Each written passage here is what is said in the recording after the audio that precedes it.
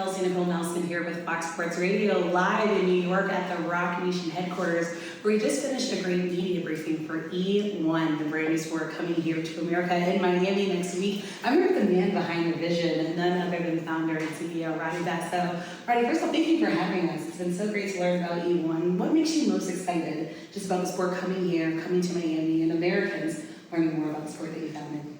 Well, first of all, thank you for having me, for the interest in knowing more about E1. Of course, we're super excited to be in Miami. This is the finale of the season 2. Season 2 has been a very challenging season because, of course, you need to prove to everybody that you keep growing and you build interest and everything. And so far, it's been just amazing. And Miami and North America in general is a very important venue and area of the world for us. So we will try our best to build an amazing sport and entertainment experience during the day, but also after, in the after events and all these sort of things. So we are so ready for it, so excited. And we have 4 teams that are candidates to become the world champion this year. And we know only in Miami.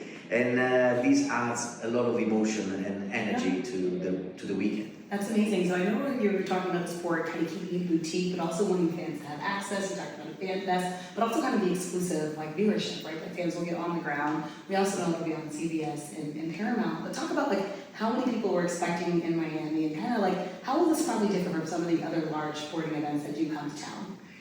Yeah, in Miami in particular, we expect thousands of people, maybe a couple of thousands of people.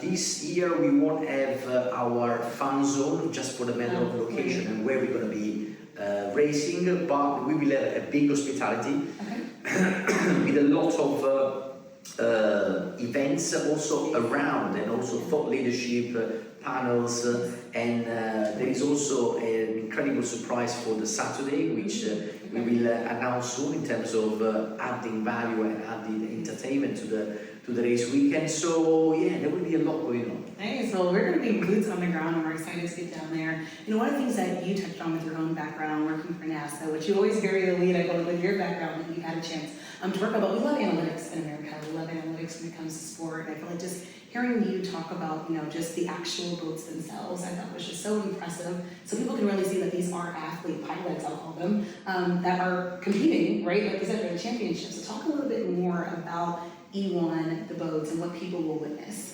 Well, I know the boat inside out because I was the engineer behind all the specification, the builds, and all the engineering and technology decisions, and I really enjoy the journey. And of course, we are very much data-driven. We come from motorsports, which means a lot of data involved, a lot of technology in electric, electronics, and data intelligence. And we use this not only for the sporting racing side, but also for the entertainment. So more and more we will introduce data in order to explain what's happening and to add information and content so that the people will be able to follow and feel like they're driving on the boat. And on top of this, there will be more and more technology that will allow the fans to actually feel part of the action, of course, through the blur between digital and reality, which is going to get thinner and thinner as we go. And we want to be at the forefront of all these aspects. Yeah. As we talk about the forefront, and you guys just returned from Lagos, which is so exciting to hear how big the event was there, and obviously not coming to Miami, but as we talk about Lagos and really growing the sport in that continent, I mean, you use the word surprising, which I think was really exciting, because that's, I think, another place that we see a lot of American sports going over to that continent. What momentum are you hoping to carry from the Lagos event, that you saw there, that you are hoping maybe to kind of reciprocate here in Miami? Well, I'm extremely proud of what we have done in Lagos together with our local partners and the local governments. We've been an icebreaker, I have to say. And I will be extremely even more proud if more and more international sport will go there and go to inspire, to offer good time to the local people, and to drive the change, because there is so much happening in the country and in the continent in terms of evolution for the future, and the sport is the best drive for change. With the excuse of this competition and everything, there are much bigger purpose-driven messages than the sport can deliver, and being there as one of the first international sport proposition really was a big privilege, and we've been very successful with 15,000-20,000 people showing up and enjoy the action.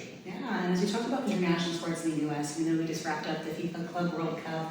We also know we're getting ready for the Olympics here in Los Angeles in 2028. So how do you everyday Americans kind of see E1 and the international sports scene fitting in kind of to our new landscape of international sports here in the States?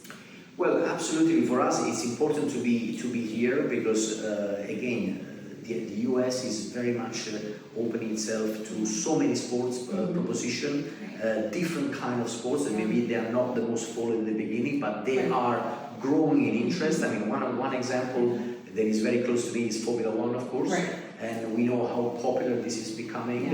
And of course, this is only an opportunity. It doesn't have to be perceived as a necessarily competitor of the existing major sports, but it's an opportunity for the Americans to diversify, to build business.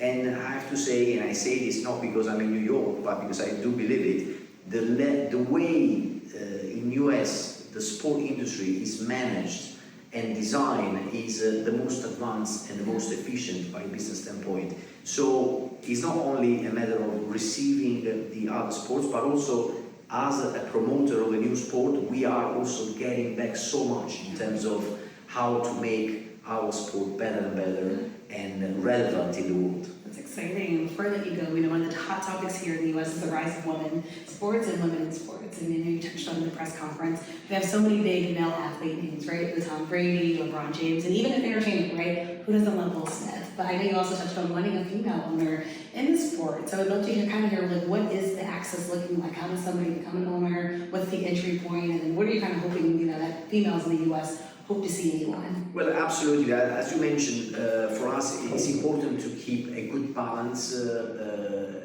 among the cultures, the genders, everything. Because for me, this is an opportunity for innovation. It's an opportunity to write new pages in our case, in sport and entertainment, but this can be applied everywhere. So far, we don't have the queen, if I may call it, not yet. But I think we are paying a bit the price of powerballing being historically a male sport, male-owned and male-driven. But we have a male and female competing in each team. Our sport is not a pilot sport, but it's a team sport. And actually, in many cases, the female in a team are more competitive, they're faster than the male teammate. So this is very good for us as a message because the boat has been designed by itself so that you can move things around in order to make sure that the competition is leveled, is fair, and this is what's actually happening. So the sport needs to be open to male and female. We love our pilots, and we're also very happy to be represented by 11 nationalities among the 18 pilots that we have. And this is another big achievement. Nice. So before I let you go, for our listeners and viewers in Washington, D.C., anything that we can look forward to in the nation's capital? Well, that would be amazing, by the way. I I would say they would be decently iconic. Actually, we've been talking as well with some stakeholder there but there are so many places as well in the US. And they're all very much ocean or anyway water related. I think of Chicago, I think of Boston. Then there is the west side, of course, with Lake Tahoe and so many other amazing places in the country. So we are very much open to it. We consider Miami as our business card, let's say, I like that. to the national. Exactly, it's a way to say hello there, we're here. We're here. If you're interested, we are for sure. And so, we will definitely work hard to be back and grow in the nation because also what I said before about the sport industry. That's awesome. Well, thank you so much for joining us. We're so excited to continue to learn more. And of course, you can follow along with the action November 7th and 8th live on CBS and Paramount. Thank you so much for your time. We really appreciate it. Thank you.